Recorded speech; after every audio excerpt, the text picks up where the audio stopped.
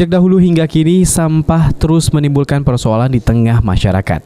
Keberadaannya pun sering waktu terus menggunung dan menimbulkan sejumlah masalah baru, baik dari segi kesehatan, lingkungan, hingga lahan pembuangan yang perlahan tak mampu lagi menampung.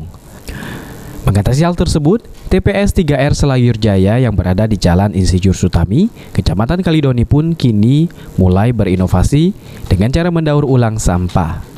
Sebelum inovasi daur ulang ini dilakukan, setidaknya 3 kontainer sampah menumpuk di TPS ini dengan per kontainernya berisi 2 hingga 3 ton sampah yang berasal dari 41 RT yang ada. Setelah daur ulang diterapkan, tumpukan sampah dapat dikurangi hingga menjadi 2 kontainer sampah saja per hari.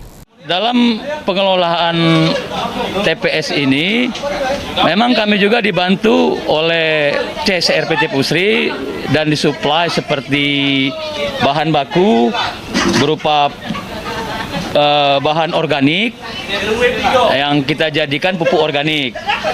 Selanjutnya saya berkoordinasi dengan Dinas DLHK.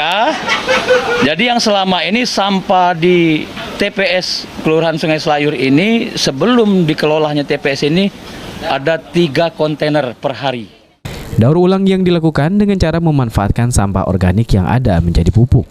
Sementara sampah non-organik seperti plastik dan lainnya dimanfaatkan sebagai bahan baku pembuatan material pembangunan yang nyatanya dapat menjadikan sampah tidak berguna menjadi bermanfaat dan bernilai jual.